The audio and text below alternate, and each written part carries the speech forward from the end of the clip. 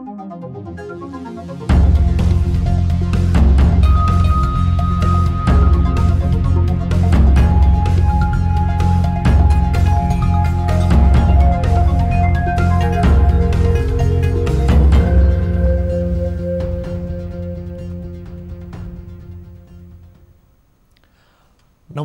यो हो news 24 television prime time न्यूजमा स्वागत छ। धेरैले नेपाल विद्युत प्राधिकरणको कार्यकारी निर्देशक कुलमान घिसिङको पदावधि सकिने बित्तिकै पुनः नियुक्ति सजिलै हुने ठानेका थिए। कुलमानले कार्यकारी निर्देशकका रूपमा राम्रो काम गरेकाले यो स्वाभाविकै पनि हो। केही दिन पहिलेदेखि सामाजिक सञ्जाल मात्र होइन, सञ्चार माध्यममा समेत कुलमानको पुनः नियुक्ति हुनुपर्ने आवाज चर्कै स्वरमा उठेको छ।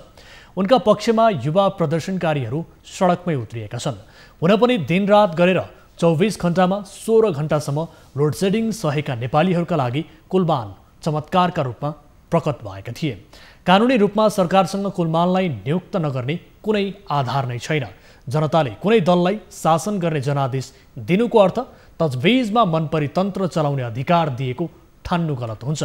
सरकारले अर्को कुनै योग्य व्यक्तिलाई स्वच्छ प्रतिस्पर्धामा गराए पनि छान्न सक्ला, तर जे गरे पनि सरकारले अब नियुक्त हुने व्यक्तिको छवि जनताका आँखामा धमिलो बनाइदियो।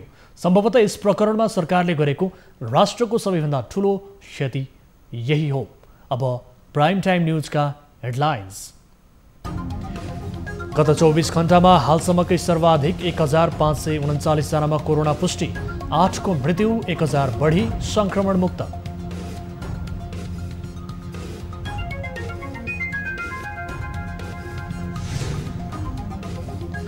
काठमाडौँ उपत्यकामा कोरोना संक्रमणको दर हरेक दिन बढ्दो, जोखिम बढ्न नदिन गरिएका प्रयासहरू निरर्थक बन्द। भनेको नितान्त इट्स डेन्जरस डिजिज। अहिलेसम्म न यसको भ्याक्सिन छ न कुनै औषधि छ। कुलमान घिसिङको समर्थनमा देशका विभिन्न स्थानमा प्रदर्शन, माइतीघरमा समर्थकमाथि प्रहरी हस्तक्षेप, कानुनी रूपमा कुलमानलाई रोक्ने कुनै आधार नभएको जानकारहरूको भनाइ। कसरी चाहिँ बढाउने भन्ने नै हो आगामी दिनमा यो विषयहरूमा। मानिसको फुच्चे साथी बानिने भँगेरा पनि बढ्दो सहरीकरणसँगै मासिँदै अन्नबाली जोगाउन महत्त्वपूर्ण भूमिका खेल्ने भँगेराप्रति मानिसहरू नै निर्दयी बन्दै। कलहरू सबैमा भँगेराहरू बस्थे, बच्चा कोरल्थे, अहिले त्यो छैन।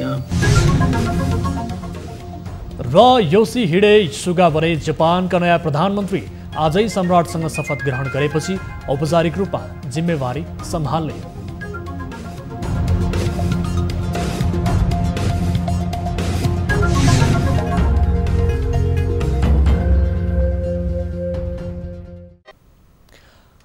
हामी निरन्तर न्यूजमा छौँ। पछिल्लो 24 घण्टामा देशभर 8 जना कोरोना संक्रमितको मृत्यु भएको छ। स्वास्थ्य तथा जनसङ्ख्या मन्त्रालयका अनुसार मृत्यु हुनेमा 4 जना पुरुष र 4 जना महिला रहेका छन्, जसमा काभ्रे पलाञ्चोकका 41 वर्षीय पुरुष र 55 वर्षीय महिला गरी 2 जनाको मृत्यु भएको छ। त्यसैगरी सुनसरीका 70 वर्षीय पुरुष, सप्तरीका 35 वर्षीय पुरुष र कास्कीका 70 वर्षीय पुरुषको पनि कोरोनाका कारण मृत्यु भएको छ। त्यसैगरी बाराकी 46 वर्षीय महिला, काठमाडौँकी 71 र 74 वर्षीय महिलाको पनि मृत्यु भएको छ। यो सँगै देशभरको मृतकको सङ्ख्या 379 पुगेको छ। यो मृत्युदर सङ्क्रमित हुनेहरूबाट 0.65% रहेको मन्त्रालयले जनाएको छ। यता देशभर गत 24 घण्टामा हालसम्मकै सर्वाधिक 1539 जनामा भाइरस पुष्टि भएको छ। मन्त्रालयका अनुसार 10,494 जनामा गरिएको PCR परीक्षणमा 1539 सङ्क्रमित थपिएका हुन्। यो सँगै देशभर कुल सङ्क्रमितको सङ्ख्या 58,327 पुगेको छ, जसमध्ये अहिले 16,242 जना सक्रिय सङ्क्रमित छन्।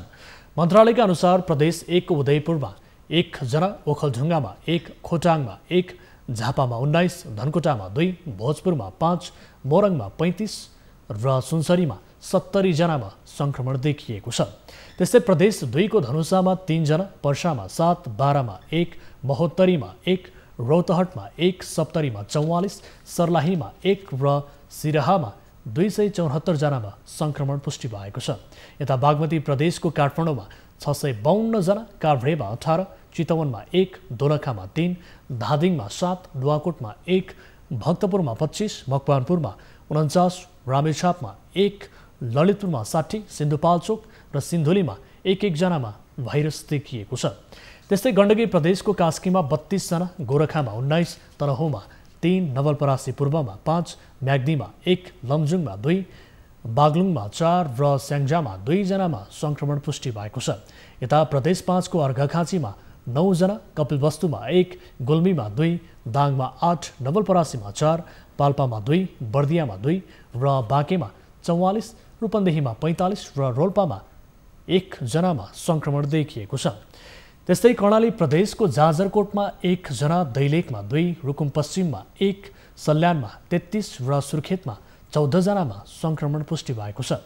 त्यस्तै सुदूरपश्चिम प्रदेशको अछाममा 1 जना र कैलालीमा 14 जनामा संक्रमण देखिएको छ। देशभर हालसम्म 7,710 जना क्वारेन्टिनमा छन् भने संस्थागत आइसोलेसनमा 8,541 जना रहेका छन्। होम आइसोलेसनमा 7,700 जना रहेका छन्। त्यस्तै पछिल्लो 24 घण्टामा 1,068 जना बिरामी निको भएर घर फर्किएसँगै डिस्चार्ज हुनेको सङ्ख्या 41,706 पुगेको छ र हालसम्म देशभर 8,72,274 जनाको PCR विधिबाट परीक्षण गरिएको मन्त्रालयले जनाएको छ।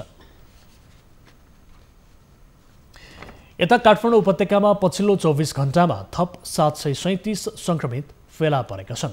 स्वास्थ्य तथा जनसङ्ख्या मन्त्रालयमा आयोजित पत्रकार सम्मेलनमा दिइएको जानकारी अनुसार पछिल्लो 24 घण्टामा काठमाडौँ उपत्यकामा 737 संक्रमित थपिएका हुन्, जसमध्ये काठमाडौँमा मात्र 652 संक्रमित थपिएका छन् भने ललितपुरमा 60 संक्रमित थपिएका छन्। यस्तै भक्तपुरमा 35 जना संक्रमित देखिएका छन्। यो सँगै उपत्यकामा संक्रमितको कुल सङ्ख्या 13,633 पुगेको छ। यसमध्ये काठमाडौँमा 11,235, ललितपुरमा 1,285 र भक्तपुरमा 243 संक्रमित पुगेका छन्।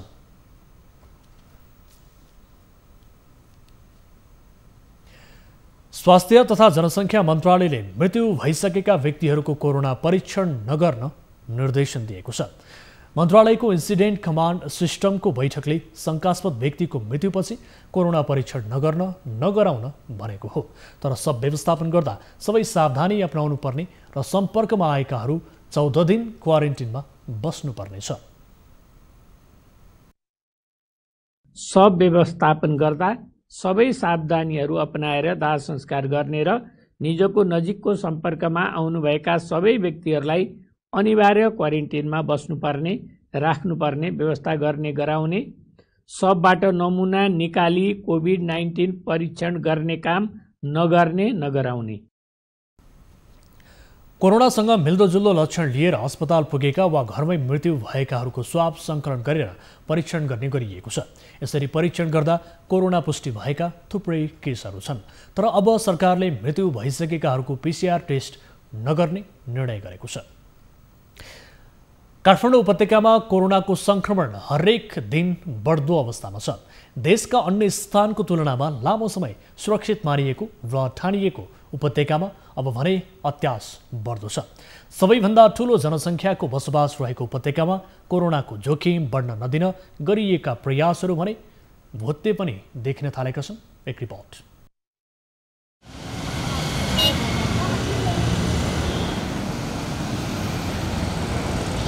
लामो समयदेखि प्रदूषणको मार खेप्दै आएको कचौरा जस्तो काठमाडौँ उपत्यकालाई कोरोना भाइरसको जोखिमले पनि उत्तिकै गाँच्न थालेको छ। लामो समय लकडाउन र निषेधाज्ञाको सामना गरेको काठमाडौँ उपत्यकाले अब भने कोरोनामाथि जित हात पार्न अझै ठूलो सङ्घर्ष गर्नुपर्ने अवस्था आइलागेको छ। मुलुकको प्रशासनिक केन्द्र मात्र नभई आम नेपालीको आकर्षणको केन्द्र पनि हो काठमाडौँ। यही कारणले पनि सबैभन्दा बढी सतर्कता अपनाउनु पर्ने काठमाडौँमा सुरुदेखि नै पाइलामा गल्तीहरू गरिँदै गए। काठमाडौँ उपत्यका प्रवेश गर्ने नाकामा देखाइएको हेलचेक्राई, कन्ट्र्याक्ट ट्रेसिङ र पुलिङ मेथडबाट गरिने परीक्षणमा देखिएको उदासीनता, लकडाउन र निषेधाज्ञामा गरिनुपर्ने परीक्षणको अभाव, निषेधाज्ञाको पालना मुख्य सडक क्षेत्रमा हुनु तर गल्ली र बस्तीमा खुल्लम खुल्ला गतिविधि हुनु कोरोना केही होइन भन्ने भ्रमले महत्त्व पाउनु हो। कोरोना भनेको नितान्त इट्स डेन्जरस डिजिज। अहिलेसम्म न यसको भ्याक्सिन छ, न कुनै औषधि छ। यसको उपचार भनेको अहिले अक्सिजन र 1-2वटा एक्सपेरिमेन्टमा भइरहेको औषधि मात्रै हो। त्यही भएर अफवाह फैलाउने मान्छे जो हुनुहुन्छ उहाँहरूलाई 10 दिन प्रत्येक कोरोनाको ट्रिटमेन्ट भइरहेको अस्पतालमा चाहिँ ड्युटी तपाईँलाई बिरामी जाँच चाहिँ पर्दैन। नाम लेख्नुहोस्, बिरामीको बिछौना मिलाउनुहोस्, कोठा बढार्नुहोस्, अनि त्यसपछि चाहिँ कोरोना केही होइन रहेछ चाहिँ त्यसपछि बोल्नुहोस्। तपाईँको विज्ञताले जनतालाई झुक्काउनु चाहिँ हुँदैन। उपत्यकाका 3 जिल्लामा काठमाडौँमा बढ्दो दर अत्याउने अवस्था देखिएको छ भने ललितपुर र भक्तपुरमा प्रभाव कम देखिएको छ। पछिल्लो एक सातामा काठमाडौँ उपत्यकाको कोरोना संक्रमणको अवस्था: भदौ 23 396, भदौ 24 464, भदौ 25 572, भदौ 26 696, भदौ 27 431, भदौ 28 597, भदौ 29 676। उपत्यकामा अझै पनि हुनुपर्ने र गरिनुपर्ने जति परीक्षण भएको पाइँदैन। भुइँचालोमा के भएको थियो? जुन दिन भुइँचालो लड्यो त्यो दिनमा घाइते भए, भोलि पर्सि त घाइते भएनन् नि। त्यही भएर सरकार यसमा चुकेको हो। सरकारले गर्नुपर्ने काम नगरेको हो। अहिले राज्यलाई के चाहिएको थियो भने एउटा कोरोना विशेष हस्पिटल एउटा काठमाडौँमा भएको भए साधारण कोरोना पोजिटिभदेखि आइसियुसम्म हामीले 1000 जना राख्ने क्षमताको एउटा अस्पताल बनाएको भए देशमा यस्तो भयावह स्थिति आउँथेन होला। सरकारसँग एकै दिन 24,000 बढीको परीक्षणको क्षमता भएको बताउँदै आए पनि यसको प्रयोग उपत्यकामा किन हुन सकिरहेको छैन? यसको जवाफ अब भने सबैतिरबाट अपेक्षा गर्न थालिएको छ। काठमाडौँ उपत्यकामा बढ्दो संक्रमणको नियन्त्रण अब सरकारको प्रयासमा मात्र सम्भव छैन। सरकारले र यसका संयन्त्रले चालेको कदममा सबैको साथ आवश्यक छ। त्यसमाथि बढी भिडभाड हुने सरकारी कार्यालयदेखि निजी क्षेत्रका साथै सहर बजारमा निगरानी बढाउनु र सचेतना अपनाउनु आवश्यक भइसकेको छ। क्यामेरामा कान्छा डङ्गोलका साथ टिभी जर्नलिस्ट रिया भण्डारी, काठमाडौँ। नेपाल विद्युत प्राधिकरणको कार्यकारी निर्देशकमा कुलमान घिसिङको पुनः नियुक्तिको माग गर्दै काठमाडौँको माइती घरमा प्रदर्शन भएको छ।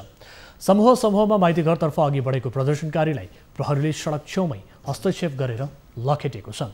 प्रदर्शनकारीलाई लखेट्न पानीको फोहरा पनि हानिएको थियो। विद्युत प्राधिकरणका कार्यकारी निर्देशक घिसिङ भदौ 29 गतेदेखि विदायी भएका छन्। तर उनलाई पुनः नियुक्ति गर्नुपर्ने भन्दै सडकमा र सामाजिक सञ्जालबाट दबाव बढेको छ। तर सरकारले कोरोना महामारी रोकथामका लागि लगाइएको निषेधाज्ञामा काठमाडौँ उपत्यकामा भेला प्रदर्शन गर्न रोक लगाइएको छ।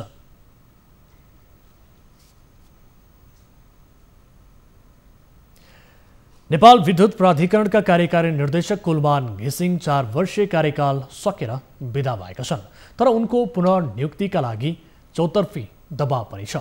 कतिपयले कानुनतः दोहोर्याउन नमिल्ने तर्क गर्ने गरेका छन् भने कतिपयले दोहोर्याउन नमिल्ने भन्ने कतै उल्लेख नभएको बताउने गरेका छन्। कानुनमा के छ व्यवस्था? एक रिपोर्ट। लोड सेडिङ अन्त्य भयो। अब हाम्रो चाहिँ ठुलो चुनौती भनेको व्यवस्थापन। अब यो डिमान्ड स्टिमुलेट कसरी गर्ने, डिमान्डलाई कसरी चाहिँ बढाउने भन्ने नै हो। आगामी दिनमा यो विषयहरूमा अगाडि बढ्ने नै छ। 4 वर्षीय आफ्नो कार्यकाल सकेर विद्युत प्राधिकरणका कार्यकारी निर्देशक कुलमान घिसिङ बाहिरिँदै गर्दा दिएको भावुक अभिव्यक्ति हो यो। कामले चर्चामा पुगेका घिसिङको विदाईमा विद्युत प्राधिकरणका कर्मचारीहरूले पुनः स्वागत गर्न पाइयोस् भन्ने मनसाय राखे। घिसिङ आफ्नो कार्यकालमा भएको कामलाई संस्थागत गर्नु चुनौती रहेको उनको भनाइ थियो। प्राधिकरणका कतिपय कर्मचारी र सर्वसाधारणले राखेको घिसिङको पुनर्नियुक्तिमा कानुन के भन्छ? नेपाल विद्युत प्राधिकरण ऐन 2041ले कार्यकारी प्रमुखको नियुक्तिलाई प्रष्ट गरेको छ। ऐनमा रहेको व्यवस्था: नेपाल विद्युत प्राधिकरण ऐन 2041 दफा 17 को उपदफा 1 मा प्राधिकरणको कार्य सञ्चालनको निमित्त मुख्य प्रशासकीय अधिकृतको रूपमा समितिले 1 जना महाप्रबन्धक र आवश्यकता अनुसार सल्लाहकार र कर्मचारीहरू नियुक्ति गर्न सक्नेछ। तर साधारण सभाको व्यवस्था नभएसम्म त्यस्तो मुख्य प्रशासकीय अधिकृतको रूपमा नेपाल सरकारले 1 जना कार्यकारी निर्देशक नियुक्ति गर्नेछ। यो दफामा भनिएको साधारण सभाको व्यवस्था प्राधिकरण पब्लिक लिमिटेड कम्पनी भएपछि मात्र लागू हुनेछ। हाल विद्युत प्राधिकरण पब्लिक लिमिटेड कम्पनीको रूपमा नभएर सार्वजनिक संस्थान मात्र हो। यसर्थ सरकारले नै कार्यकारी निर्देशक नियुक्त गर्न सक्छ। प्राधिकरण सम्बन्धी ऐनले खुल्ला प्रतिस्पर्धा वा दोहोऱ्याउन नमिल्ने गरी प्रष्ट बोलेको छैन। तर 4 वर्ष अघि कुलमान घिसिङको नियुक्ति खुल्ला प्रतिस्पर्धाबाटै गरिएको थियो। 3 जना प्रतिनिधि मध्ये घिसिङ छनौट भएका थिए। सुरुवाती चरणमा तत्कालीन ऊर्जा मन्त्री गोकर्ण विष्टले खुल्ला प्रतिस्पर्धाको विधि अपनाएका थिए। कुन प्रक्रिया अन्तर्गत खुल्ला प्रतिस्पर्धा? सार्वजनिक संस्थान निर्देशन बोर्ड गठन कार्य सञ्चालन आदेश 2069ले संस्थानहरूमा खुल्ला प्रतिस्पर्धाबाट महाप्रबन्धक वा कार्यकारी प्रमुख नियुक्ति गर्नुपर्ने व्यवस्था गरेको छ। यो बोर्ड अन्तर्गत नेपाल विद्युत प्राधिकरण सहित 38 वटा सार्वजनिक संस्थाहरू रहेका छन्। जताभावी नियुक्त हुन थालेपछि त्यति बेला यो व्यवस्था गरिएको जानकारहरू बताउँछन्। तर यही व्यवस्था अनुसार कतिपय संस्थानमा नियुक्ति गरिएको छैन। सार्वजनिक संस्थान निर्देशन बोर्ड गठन कार्य सञ्चालन आदेश 2069 के छ? दफा 11 को 1 मा सार्वजनिक संस्थानको गठन सञ्चालन तथा व्यवस्थापन सम्बन्धी प्रचलित कानुनमा व्यवस्था भएमा बाहेक सार्वजनिक संस्थानका कार्यकारी प्रमुखको नियुक्ति सम्बन्धी सिफारिस गर्न एक समिति रहनेछ। दफा 13 को उपदफा 2 ले सार्वजनिक संस्थान कार्यकारी प्रमुख सिफारिस समितिले सिफारिस गरेका 3 उम्मेदवारहरू मध्ये कार्य कुशलता, व्यावसायिक दक्षता तथा नेतृत्व क्षमताका आधारमा उपयुक्त ठहरिएको उम्मेदवारलाई गर्नुपर्नेछ। दफा 15 ले कार्यकारी प्रमुखको कार्य सम्पादन मूल्याङ्कन गर्नुपर्ने व्यवस्था छ। दफा 18 ले पुरस्कार सेवाको निरन्तरता वा छानबिन सम्बन्धी व्यवस्था गरेको छ। लक्ष्यको 100% प्रगति हासिल गरेको देखिएमा उपयुक्त तवरले पुरस्कार प्रदान गर्ने, व्यक्तिगत रूपमा 90% र सामूहिक रूपमा 75% सम्म लक्ष्य पूरा भएमा सेवालाई निरन्तरता दिने, लक्ष्यको 50% भन्दा बढी र 75% भन्दा कम प्रगति भएमा 6 महिनाको सुधार योजना सहित निरन्तरता दिने, लक्ष्यको 50% भन्दा कम प्रगति भएमा छानबिन गराई प्रतिवेदन अनुसार गर्ने। कुलमान घिसिङको कार्यक्षमता अब्बल दर्जाकै मानिएको छ। त्यसैले विद्युत प्राधिकरण ऐन 2041 र सार्वजनिक संस्थान निर्देशन बोर्ड गठन कार्य सञ्चालन आदेश 2069 अनुसार पनि घिसिङको निरन्तरतामा बाधा नपर्ने जानकारहरू बताउँछन्। साझा पार्टीका संयोजक रविन्द्र मिश्रले कुलमान घिसिङलाई पुनः नियुक्ति नदिनु भ्रष्ट राजनीतिको चरम नमुना भएको बताउनु भएको छ। विद्युत प्राधिकरणको कार्यकारी निर्देशकबाट आइतबार 4 वर्षीय कार्यकाल सकिएपछि बिदा हुनुभएका घिसिङको पुनर्नियुक्ति नहुँदा मिश्रले यस्तो बताउनु भएको हो। सोमबारको मन्त्री परिषद बैठकले घिसिङलाई पुनः नियुक्ति नदिएपछि मङ्गलबार प्राधिकरणबाट औपचारिक रूपमा बिदा हुनुभएको छ। बुधबार सामाजिक सञ्जाल मार्फत मिश्रले कुलमानले असाधारण काम गरे पनि उहाँलाई दोस्रो कार्यकाल नदिनु पद्धति नभई भ्रष्ट राजनीतिको चरम नमुना भएको बताउनुभयो। उहाँले धेरै अन्तर्राष्ट्रिय संस्थामा 2 वर्षको करार सेवा दिइने गरेको भन्दै राम्रो काम गरे र नियमले नरोक्ने भए त्यसलाई खुसी साथ नवीकरण गरिने हुँदा विज्ञापन गर्छौं, तिमीले फेरि निवेदन देऊ भन्न नमिल्ने समेत बताउनुभयो। असाधारण काम गरेका घिसिङलाई दोस्रो कार्यकाल नदिनु पद्धति होइन, भ्रष्ट राजनीतिको चरम नमुना भएको मिश्रको भनाइ छ। सत्तारूढ नेपाल कम्युनिस्ट पार्टी नेकपाको सचिवालय बैठक शुक्रबारका लागि पेरिस डाँडामा बोलाइएको छ। अध्यक्षद्वय केपी शर्मा ओली र पुष्पकमल दाहाल बीच छलफलपछि पेरिस डाँडामा सचिवालय बैठक बोलाउने सहमति बनेको बताइएको छ। पार्टी एकता अघि तत्कालीन माओवादी केन्द्रको कार्यालय पेरिस डाँडामा रहेको थियो। शुक्रबार बिहान 11 बजे बैठक बस्ने महासचिव विष्णु पौडेलले जानकारी दिनुभयो। धुम्बाराहीमा भन्दा पेरिस डाँडामा बैठक बस्न सजिलो हुने भएकाले पेरिस डाँडामा बोलाइएको नेताहरूले बताएका छन्। यसअघि धेरैजसो सचिवालय र स्थायी कमिटी बैठक प्रधानमन्त्री निवास बालुवाटारमा बस्ने गरेको थियो। वर्षातको समयमा बाढी पहिरोको प्रकोप खेप्दै आएको सिन्धुपाल्चोकमा आज बिहान फेरि भूकम्प गएको छ। सिन्धुपाल्चोकको रामचे आसपास केन्द्रबिन्दु बनाएर 6 रेक्टर स्केलको भूकम्प गएको हो। यसअघि 2072 सालको भूकम्पमा पनि सबैभन्दा बढी मानवीय क्षति सिन्धुपाल्चोकमै भएको थियो। एकपछि अर्को प्राकृतिक विपत्ति खेप्दै आएको सिन्धुपाल्चोकवासीमा आज भूकम्पले थप त्रास बढाएको छ। सिन्धुपाल्चोकका प्रमुख जिल्ला अधिकारी उमेश ढकालका अनुसार गैराती रातभर पानी परेको थियो भने बिहानै भूकम्प गएको हो। भूकम्पको धक्का काठमाडौँ उपत्यका र उपत्यका आसपासका जिल्लामा पनि महसुस गरिएको थियो। कोरोना भाइरसका कारण नेपाली नागरिकको आयस्तरको बाटो खुम्चदै गर्दा बढेको बजार भाउले भने सबैलाई प्रताडित तुल्याएको छ। तरकारीको भाउमा 65% मूल्य वृद्धि भएपछि आम नेपालीको भान्सा महँगो मात्र बनिरहेको छैन, आय र खर्चको सन्तुलन मिलाउन नसक्दा कोरोनाको भयसँगै अर्को भार सबैको थाप्लोमा थपिएको छ। एक रिपोर्ट।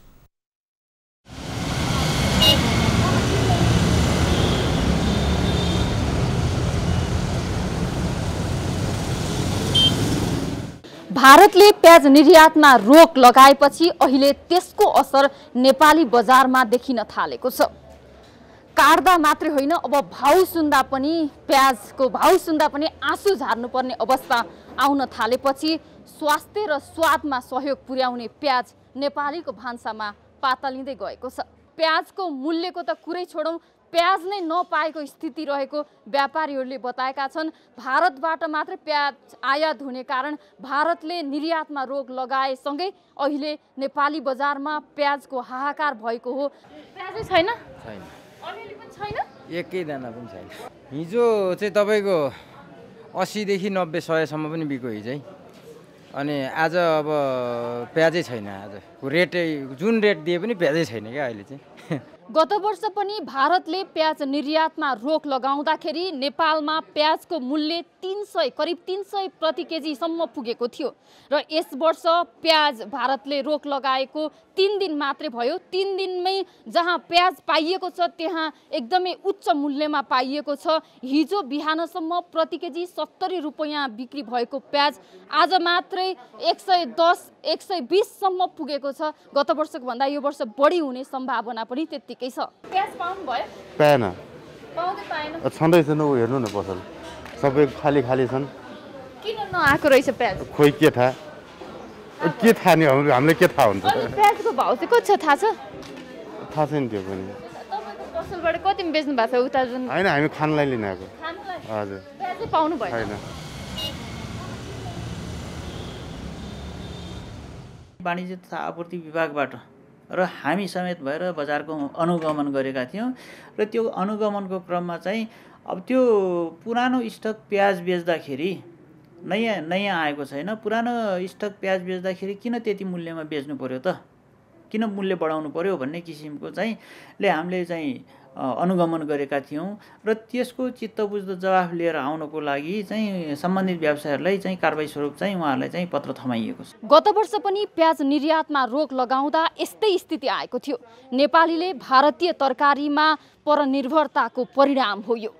गत वर्ष प्याज अभाव र प्याजको मूल्य उच्च हुँदाखेरि अब प्याजमा आत्मनिर्भर हुनुपर्छ भन्दै भाषण गर्ने र सामाजिक सञ्जाल रङ्गाउने काम मात्रै भयो, तर उस्तै अभाव यस वर्ष पनि दोहोरिएको छ। क्यामेरामा कान्छा डङ्गोलका साथ टिभी जर्नलिस्ट रिया भण्डारी, काठमाडौँ। 3 दिन अघिसम्म बजारमा प्रति किलो 50 रुपैयाँमा पाइने प्याजको मूल्य 81 दोब्बरले बढेर 100 रुपैयाँ किलो पुगेको छ। व्यापारीहरूले भारतको नासिकबाट ल्याइएको प्याज भन्सार नाकासम्म आइपुगेको अवस्थामा करिब 210 मेट्रिक टन प्याज सीमावर्ती जोगबनी भन्सारमा रोकिएको छ। भारतमा प्याजको मूल्य वृद्धि भएको र निर्यात समेत रोकिएकाले चीनबाट आयात गर्ने थोक विक्रेताहरूले बताएका छन्। एकसाथ अघि प्रति किलो 12 भारतीय रुपैयाँ रहेको प्याजको थोक मूल्य नासिकमा नै 48 भारु पुगेकाले त्यहाँ पनि प्याजको मूल्य बढेको थोक विक्रेताहरूले बताएका छन्। उनीहरूले महँगोमा किन्नु परेकाले महँगै बेच्न बाध्य भएको बताएका छन्।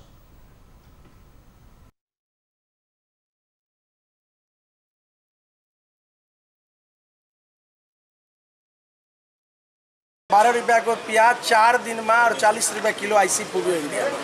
आज बन्द गरिन भने अब 2-4 दिन यिनीहरूको टाइम दिए। हामीले यति पनि भने कस्टमलाई गएर कि जुन बाटोमा माल छ त्यो माललाई आउन दिन्छ हुँदैन, यो माल कुनै जाँदैन भने जाँदैन। तपाईँहरू बोर्डरमा गाडी ल्याउनु भयो, गाडी सबको सिज हुन्छ, किनभने ऊ हेरिहाल्यो कि यो एक हप्ताको भित्र 12 रुपियाँको प्याज 50 रुपियाँ आइसी भएको इन्डियामा जहाँदेखि नासिक इन्दौर हामी किन्छौँ, त्यहाँ 50 रुपियाँ किलो भएको भने 100 रुपियाँ किलो हुन त एक हप्ता पनि लाग्दैन। विराटनगर स्थित भन्सार कार्यालय हुँदै गत आर्थिक वर्षमा भारतबाट 4,647 मेट्रिक टन प्याज आयात भएकोमा यस आर्थिक वर्षको भदौ 24 गतेसम्म 1,600 मेट्रिक टन प्याज आयात भएको विराटनगर भन्सार कार्यालय प्रमुख भन्सार अधिकृत शिव भण्डारीले जानकारी दिनुभयो। गएको आर्थिक वर्षमा विराटनगर भन्सारबाट यो प्याज चाहिँ 4,647 मेट्रिक टन पैठारी भएको थियो र यस आर्थिक वर्षमा यो 77-78 को आर्थिक वर्षको साउन र भदौको 24 गतेसम्म जम्मा 1,549 करिब झन्डै 1,600 मेट्रिक टन पैठारी भएको हाम्रो अभिलेख देखिएको छ र यसमा चाहिँ गएको आर्थिक वर्षमा चाहिँ 5% कृषि सुधार छुट लाग्थ्यो भारतबाट पैठारी हुनेको हकमा। चीनबाट विराटनगरसम्म प्याज ल्याउन बढीमा 20 दिन लाग्ने र चिनिया प्याज आएपछि प्याजको मूल्य घट्ने पनि प्याजका थोक विक्रेताहरूको भनाइ छ। न्युजहरू अझै बाँकी छन्, अहिलेलाई ब्रेक।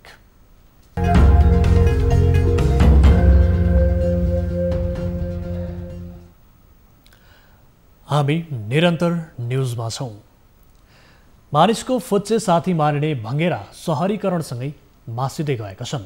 घराइसी पंक्षीको रूपमा चिनिने भँगेरा मानिसकै शरणमा हुर्किने र बाँच्ने गर्दै आएका छन्। मानिसकै वरिपरि चिरबिर चिरबिर गर्दै रमाउने भँगेरा अहिले धेरै ठाउँमा देखिनै छाडेका छन्। कहिल्यै पनि जङ्गलमा बस्न नरुचाउने यो पंक्षी पछिल्लो समय वासस्थान अभावका कारण लोप हुँदै गएका छन्। भँगेराको मासुलाई यौनवर्धक शक्तिको रूपमा लिइने भ्रमले पनि यसको अस्तित्व सङ्कटमा पर्दै गएको छ। एक रिपोर्ट।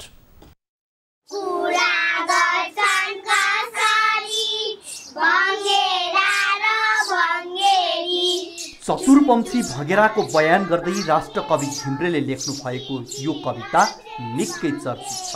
तर यो चर्चित कवितामा वर्णन गरिएको भँगेरा भने लोप हुँदै जान थालेका छन्। चिरचिर गर्दै घर आँगन वरपर आउने र रमाउने भँगेरा घरको पुवालमा गुण बनाउने गर्दछन्। तर पछिल्लो समय पक्की घर निर्माणले गर्दा वासस्थान समेत नहुँदा भँगेरा लोप हुन थालेको हो। साथै सहरमा निर्माण भएका ठुला ठुला टावरको विकिरणले गर्दा पनि भँगेरा खतरामा पर्दै गएका छन्। बढ्दो सहरीकरण, प्रदूषण र आधुनिक खेती प्रणालीका कारण विश्वभरि नै भँगेरालाई असर परेको छ। केही अध्ययनले मोबाइल फोन र यसका टावरको विकिरणका कारण भँगेरालाई बाँच्न कठिन भएको निष्कर्ष निकालेका छन्। कीटनाशक औषधिले गर्दाखेरि जस्तो अब भनौँ न हाम्रो बगैँचातिर चाहिँ अलिकति किरा फट्याङ्ग्रा अलिकति बढी हुने बित्तिकै हामीले पेस्टिसाइड्स हालिदिने, हर्बिसाइड्स हाल्ने, आफूलाई अलिकति कसरी कम्फर्ट हुन्छ इमिडिएट कम्फर्ट खोज्छौँ। तर वास्तवमा त्यसले चाहिँ चरालाई डाइरेक्ट रूपमा हानि गरे हुन्छ। पंक्षीहरूमा सबैभन्दा बढी यौन क्रीडामा रमाउने भँगेराले दैनिक 300 पटकसम्म यौन सम्पर्क गर्ने क्षमता राख्दछ। त्यसैले भँगेराको मासु समेत यौनवर्धक हुने भएको भन्दै यौन क्षमता बढाउन भँगेराको शिकार गर्ने प्रवृत्ति पनि धेरै सहरमा पाइन्छ। साथै पहिला एक परिवारका लागि बनाइएको 3 तले घरमा 30 भन्दा बढी भँगेराको परिवार बस्ने पुवाल बनाइएको हुन्थ्यो। तर अहिले 10 तले घर बनाए पनि वासस्थान नहुँदा भँगेरा लोप हुँदै गएका छन्। आपतकालीन अवस्थामा सूचना प्रवाहको संकेत समेत दिने गरेको विज्ञहरू बताउँछन्। घरकै टोड्काहरू, घरकै दलिनहरूमा चाहिँ सानसानो यसो झारसार लगेर गुण लगाएर बस्ने हो। अब ती संरचनाहरू छैन। अब हामीले अहिले ठुल्ठुला बिल्डिङ बनाउँछौँ, सानै बिल्डिङ भए पनि हामीले पलसल कतै राख्या हुँदैन। जस्तो परम्परागत शैलीमा बनाउने तपाईँले उपत्यकामा हेर्नुभयो भने खट पालहरू राख्ने चलन थियो पहिला। खट पाल भनेको सानसाना पालहरू, खट बाँध्दाखेरिका पालहरू। अब त्यस्ता पालहरू सबैमा भँगेराहरू बस्थे, बच्चा कोरल्थे। अहिले त्यो छैन। इतिहासलाई हेर्दा सन् 1958मा अन्नबाली खाएको भन्दै चीनमा भँगेरा विरुद्धको अभियान नै चलाएर मारिएको थियो। तर त्यसको प्रतिफल उल्टो निस्किँदा पछि 1050 देखि 1061 सम्मको दशकमा चीनमा अन्नबालीमा किरा लागेर भोकमरी नै भएको थियो। चीनले झिँगा, लामखुट्टे, मुसा र भँगेरालाई मार्न अभियान नै चालेको पनि त्यो गलत साबित भएपछि भँगेराको थप विकास भएको हो। अभियानमा करिब 2 अर्ब भँगेरा मारिएको इतिहास छ। त्यसैले केही वर्ष यता नेपालमा पनि भँगेरा दिवस बनाउन थालिएको छ। करिब 3 वर्ष बाँच्ने भँगेराको तौल 40 ग्रामसम्म हुन्छ। पारिस्थितिक प्रणालीसँग मात्र नभएर इकोसिस्टम जीवनशैलीसँग खेतीबाली र संरक्षणदेखि आपद विपदको जानकारी दिन समेत भँगेराको ठूलो भूमिका हुन्छ। सन् 2010बाट विश्वव्यापी रूपमा मनाउन सुरु गरिएको भँगेरा दिवस नेपालमा सन् 2012 देखि मनाउन थालिएको हो। विश्वमा पाइने 32 प्रजातिका भँगेरा मध्ये नेपालमा घर, रुख, कैलो, पितकण्ठे र स्पेनिस गरी 5 प्रजातिका भँगेरा मात्र पाइने गरेका छन्। टिभी जर्नलिस्ट गोविन्द कुमारको रिपोर्ट।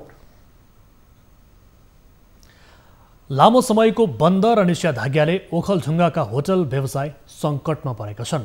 लाखौं लगानी गरेर सञ्चालन गरिएका होटल बन्द भएपछि व्यवसायीहरू सङ्कटमा परेका हुन्। 6 महिनादेखिको बन्दले व्यवसायीहरू विस्थापित हुने अवस्थामा पुगेका छन्। एक रिपोर्ट। ओखलढुङ्गाका होटल व्यवसायीहरू पलायन हुने अवस्थामा पुगेका छन्। घर भाडामा लिएर होटल सञ्चालन गर्दै आएका उनीहरू लामो समयको बन्दले भाडा समेत तिर्न नसक्ने अवस्थामा पुगेका छन्। होटल खोल्ने टुङ्गो नहुँदा व्यवसायीहरू धमाधम पलायन हुन थालेका हुन्। ओखलढुङ्गा जिल्लाभित्रमा चाहिँ जम्मी एउटा साना ठुला गरेर चाहिँ लगभग अब 400 को हाराहारीमा होटलहरू सञ्चालन भइरहेको थियो। तर यसमध्ये पनि दर्जनौं होटलहरू चाहिँ अहिले लकडाउनको कारणले गर्दाखेरि चाहिँ विस्थापित भइसकेका छन्। सरकारले सहुलियत दरमा ऋण दिने वा सहजीकरण नगरिदिने हो भने पेसा बन्द हुने अवस्था रहेको उनीहरूको भनाइ छ। घरबेटीले समेत भाडा छुट दिन आनाकानी गरेपछि उनीहरू मारमा परेका छन्। हामीले अहिलेसम्म पसल होटलहरू खोल्न सकेका छैनौँ र कहीँ बाहिरी गेस्टहरू पनि आउन सक्नु भएको छैन। यसले गर्दा हामीलाई भाडा तिर्न निकै धौधौ परेको छ। अर्काको घर भाडामा लिएर व्यवसाय गर्दै आएका साथीहरूलाई चाहिँ अहिले पनि भाडा तिर्न एकदमै मुस्किल भइरहेको छ। अहिले बैंकको ऋण र ब्याज कसरी तिर्ने भनेर उनीहरूलाई चिन्ता थपिएको छ। अब चाहिँ स्टाफहरू राख्न नसक्ने अवस्था। अब चाहिँ यही होटलले पनि, यस पाथिभर होटलले पनि अब लगभग चाहिँ 500 जनालाई रोजगारी दिइरहेको अवस्था। अब त्यो होटल व्यवसाय नै नचलिसकेपछि अब त्यो स्टाफहरूलाई पनि तलब दिएर हामीले राख्न नसक्ने अवस्था भइरहेको र घर भाडा तिर्न नसक्ने अवस्था भएको र यी विविध कारणहरू छन्। ओखलढुङ्गामा 200 भन्दा बढी होटल सञ्चालनमा छन्। होटल बन्द हुँदा 1000 मजदुरको रोजगारी गुमेको छ। ओखलढुङ्गाबाट टिभी जर्नलिस्ट रामहरि श्रेष्ठको रिपोर्ट।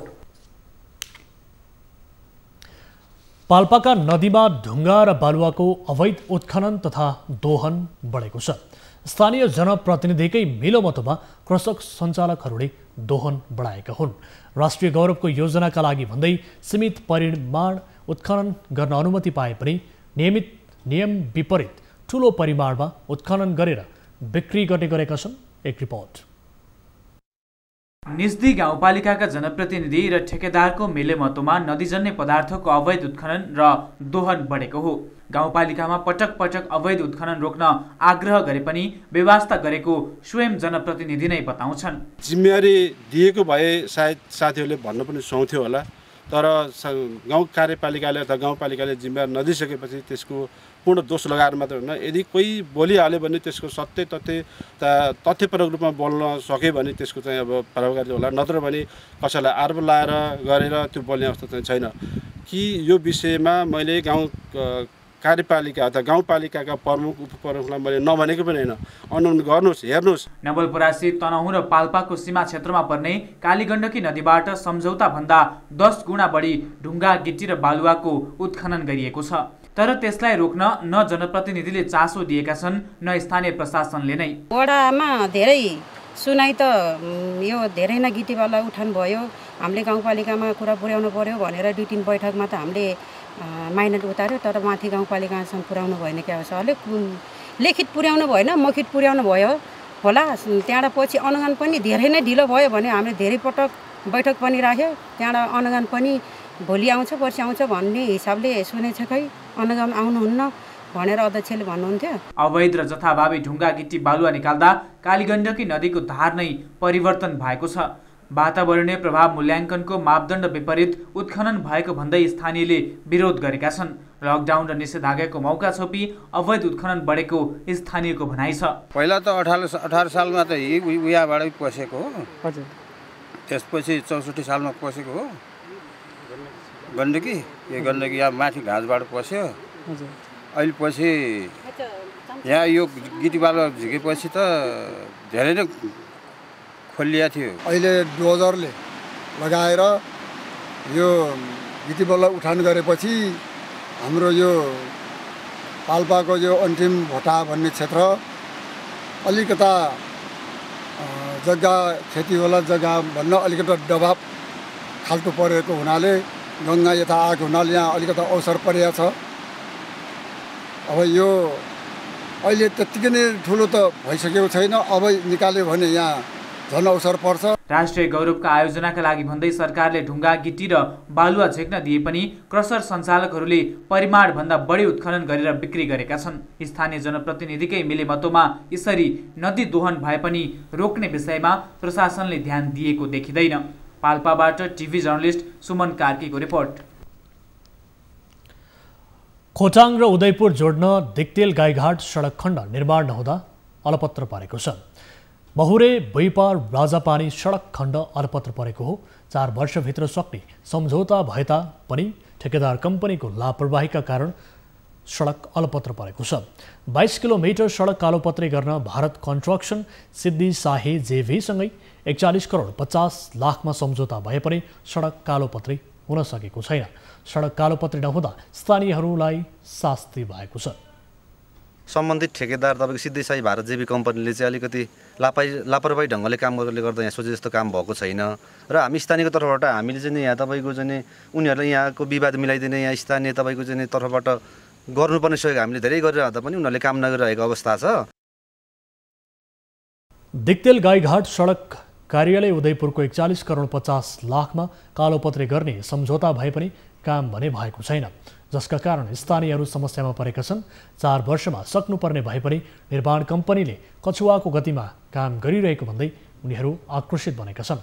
यता निर्माण कम्पनीले भने सडक खण्डमा पर्खाल नाली निर्माण काम गरिरहेको र अबको 1 वर्षभित्र सबै काम सम्पन्न गर्ने बताउँदै आएको छ। कारण त अब हजुरको खोला नालाले सबै कुराहरू पूर्ण रूपमा सबै कुराहरू बन्द छ। अब असोज 31 हजुर खोला नाला चाहिँ खुल्ने चाहिँ कुरा चाहिँ छ होइन। अब हजुरको चाहिँ जनशक्ति चाहिँ हामीसँग अहिले 60 जनादेखि 70 जनासम्म हामीसँग जनशक्ति छ। अझै पनि हामीले लगभग 100 देखि 150 जना चाहिँ अझै हामीले जनशक्ति चाहिँ थप्ने हाम्रो धारणा छ। एउटा चाहिँ खोलाको चाहिँ कारणले गरेर हामीले बल्ल नल्याउन सक्ने भएको कारणले चाहिँ हामीले काम चाहिँ अलिकति गर्न नसकेको अवस्था चाहिँ छ। यता दिक्तेल गाईघाट सडक कार्यालयले भने निर्माण भएका अधिकांश संरचना गुणस्तरहीन हुनुका साथै कोभिड-19 का कारण कालोपत्रीको काममा ढिलाइ भएको जनाएका छन्। हालसम्म भौतिक संरचनाको काम 40% मात्रै सम्पन्न भएको छ। अब बिजनेस न्यूज।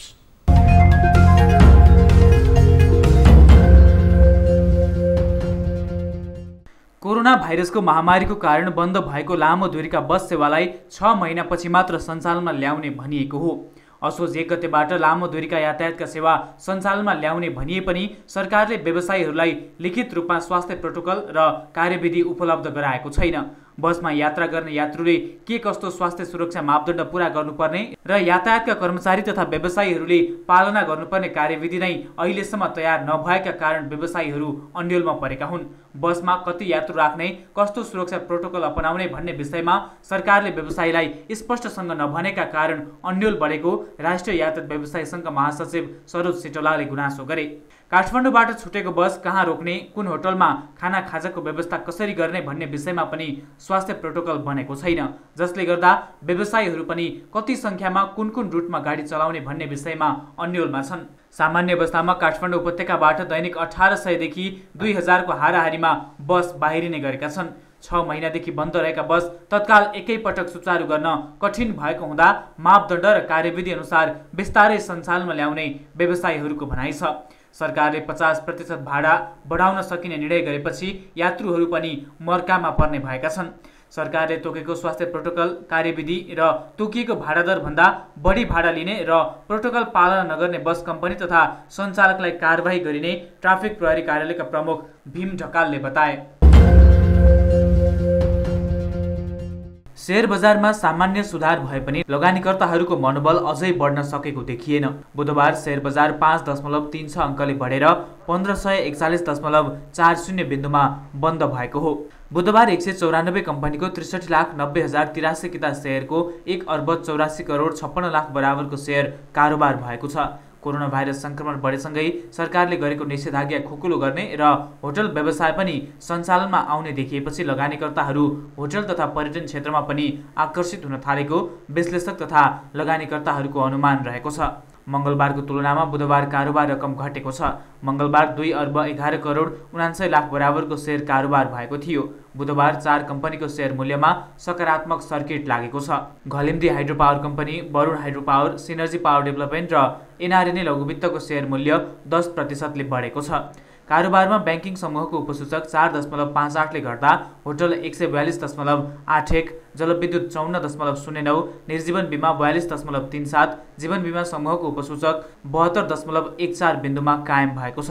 कारोबार रकमको आधारमा नेपाल पुनर्बिमा अगाडि रहेको छ। बुधबार लगानीकर्ताहरू होटल र जलविद्युत कम्पनीहरूको शेयरमा आकर्षित भएको देखिएको छ। केही दिनदेखि जलविद्युत कम्पनीहरूको शेयर मूल्य बढ्दै गएको देखिएको हो।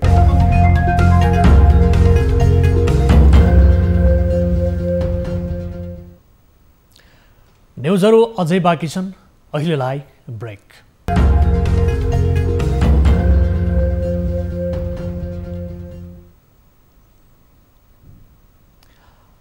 हामी निरन्तर न्युजमा छौँ। अब स्पोर्ट्स न्युज।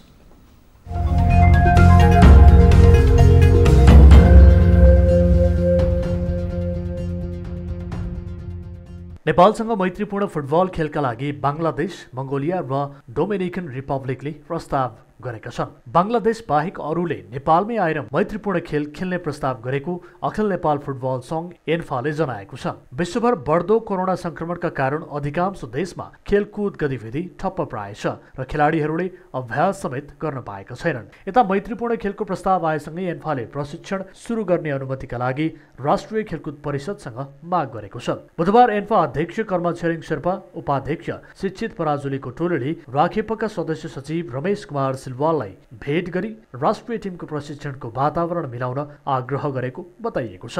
यसअघि फिफा विश्वकप 2022 र एएफसी एसियन कप 2023 को संयुक्त छनौट खेलका लागि खेलाडीहरूको प्रशिक्षण सुरु गरिसकिएको थियो, तर मुलुकमा दोस्रो पटक जारी गरिएको निषेधाज्ञाका कारण प्रशिक्षण रोकिन पुगेको थियो। तर अहिले एन्फाले नोभेम्बर वा डिसेम्बरमा खेल गर्नका लागि सम्बन्धित निकायमा पहल थालेको जनाएको छ।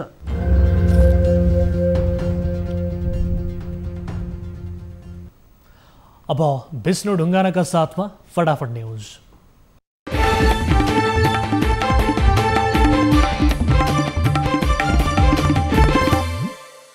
पछिल्लो 24 घण्टामा 1539 जनामा कोरोना संक्रमण पुष्टि, 8 जनाको मृत्यु, 1068 जनाले लिए स्वास्थ्य लाभ। हालसम्म देशभर 58,327 जनामा कोरोना संक्रमण, कुल 379 जनाको मृत्यु, 41,700 जना निको।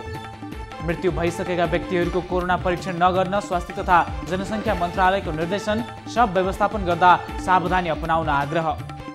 सर्वोच्च अदालतद्वारा पीसीआर परीक्षण निशुल्क गर्न नसक्नुको लिखित कारण माग, 15 दिनभित्र जवाफसहित उपस्थित हुन स्वास्थ्य मन्त्रालयलाई निर्देशन।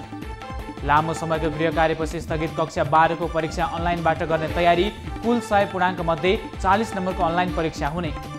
50% मात्र यात्रु राखेर उडान गर्नुपर्ने सरकारको निर्णयमा वायु सेवा सञ्चालकहरूको असहमति, असोज 1 गतेबाट उडान भर्न नसकिने। उद्योग वाणिज्य तथा आपूर्ति मन्त्री लेखराज भट्टद्वारा कालीमाटी तथा बल्खु तरकारी बजारमा छड्के महँगोमा प्याज बिक्री गर्ने 7वटा पसल सिल।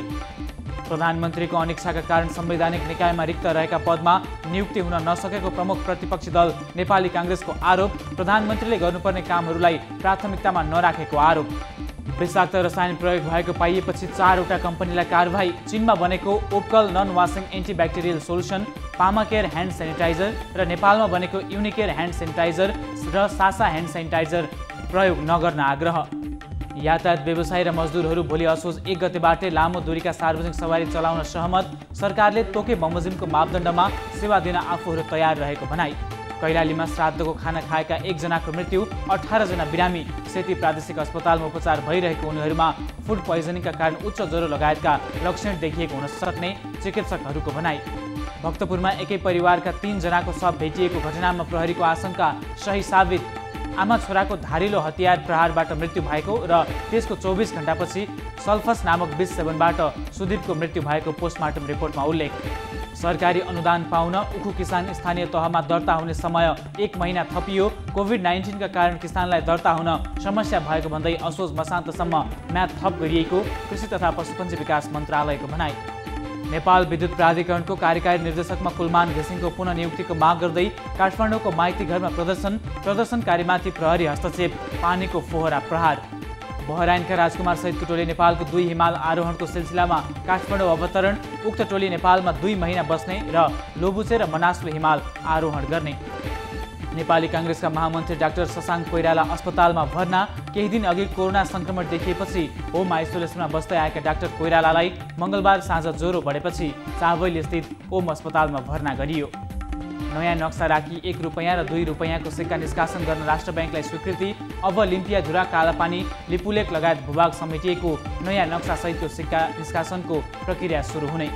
जबरजस्ती करणी सम्बन्धी कसुरकी पीडितद्वारा सप्तरीमा आत्महत्या। गाउँमै बसेर पञ्चहरूले घटना मिलाउन दबाब दिएर प्रहरी भेट्न नदिएपछि डाकनेश्वरी नगरपालिका 7 की 17 वर्षीय किशोरीले मृत्युको बाटो रोजिन्।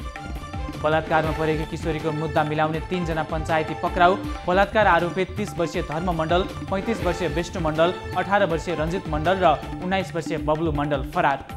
सर्वोच्च अदालतले पूर्व प्रधान न्यायाधीश अनिरुद्ध प्रसाद सिंहको निधनमा बिहिबार एक दिन देशभरका अदालतमा बिदा दिने निर्णय। सिंहको निधनबाट राष्ट्रले एउटा सच्चा राष्ट्रप्रेमी र न्यायिक व्यक्तित्व गुमाएको उल्लेख। इकोसिस्टम जोगाउन विश्व समुदाय असफल भएको राष्ट्रसङ्घीय प्रतिवेदनको ठहर। सन् 2020 सम्मलाई तय गरिएका जैविक विविधता सम्बन्धी 20 लक्ष्यमध्ये कुनैमा पनि पूर्ण सफलता प्राप्त भएन। सडक दुर्घटनाबाट गम्भीर घाइते भएका राष्ट्रिय क्रिकेटर ललित सिंह भण्डारीको उपचारका लागि क्रिकेट खेलाडी सङ्घद्वारा आर्थिक सहयोग आह्वान। आर्थिक सहयोग गर्न इच्छुकलाई सेन्चुरी ब्याङ्कमा रहेको सङ्घको खातामा रकम जम्मा गर्न अनुरोध। योसिहिडे सुगा बने जापानका नयाँ प्रधानमन्त्री। आजै सम्राटसँग शपथ ग्रहण गरेपछि औपचारिक रूपमा जिम्मेवारी सम्हाल्ने। र विश्वभर 2,96,66,000 बढीमा कोरोना संक्रमण। 9,39,000 बढीको मृत्यु। 2,15,66,000 बढीलाई निको।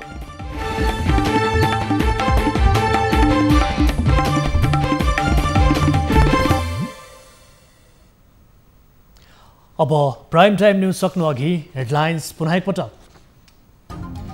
गत 24 घण्टामा हालसम्मकै सर्वाधिक 1,539 जनामा संक्रमण पुष्टि।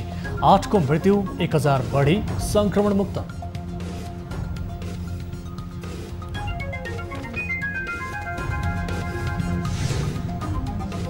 काठमाडौँ उपत्यकामा कोरोनाको संक्रमण हरेक दिन बढ्दो, जोखिम बढ्न नदिन गरिएका प्रयासहरू निरर्थक बन्दै। कोरोना भनेको नितान्त इट्स डेन्जरस डिजिज। अहिलेसम्म न यसको भ्याक्सिन छ न कुनै औषधि छ। कुलमान घिसिङको समर्थनमा देशका विभिन्न स्थानमा प्रदर्शन। माइती घरमा समर्थकमाथि प्रहरी हस्तक्षेप। कानुनी रूपमा कुलमानलाई रोक्ने कुनै आधार नभएको जानकारहरूको भनाइ। कसरी चाहिँ बढाउने भन्ने नै हो आगामी दिनमा यो विषयहरूमा। मानिसको फुच्चे साथी मारिने भगेरा पनि बढ्दो सहरीकरणसँगै मासिँदै अन्नबाली जोगाउन महत्त्वपूर्ण भूमिका खेल्ने भगेराप्रति मानिसहरू नै निर्दयी बन्थे। घरहरू सबैमा भगेराहरू बस्थे, बच्चा कोरल्थे। अहिले त्यो छैन। र योसिहिडे सुगा बने जापानका नयाँ प्रधानमन्त्री। सम्राटसँग शपथ ग्रहण गरेपछि औपचारिक रूपमा जिम्मेवारी सम्हाल्ने।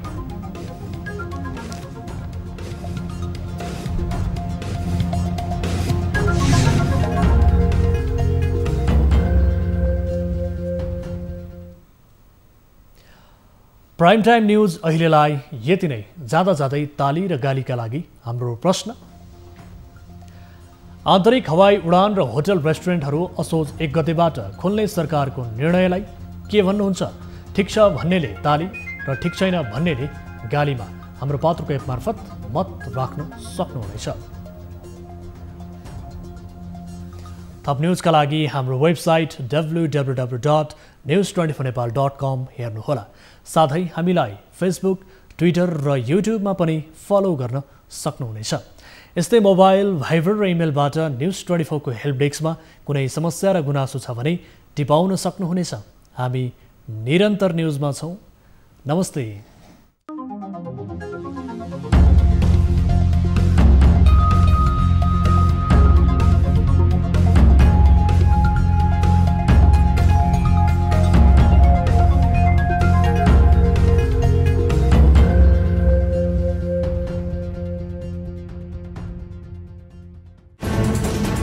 कोरोनाले सृजना गरेको सङ्कटमा पल पलका न्युज अपडेट र हर क्षेत्रको कभरेजका लागि News24 नेपाल युट्युब च्यानललाई सब्स्क्राइब गर्नुहोला।